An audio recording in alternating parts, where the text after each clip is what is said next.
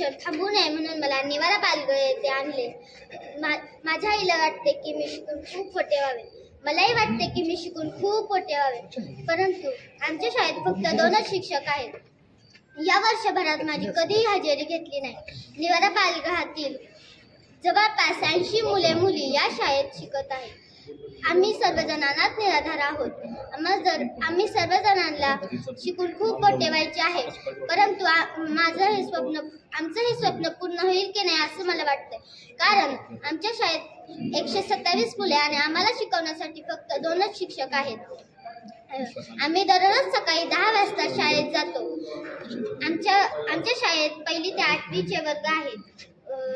एका वर्गात 3री 4थी 5वी, दुसऱ्या वर्गात 2री 7वी 8वी, तर तिसऱ्या वर्गात 6वी आणि 1ली असे वर्ग भरतात.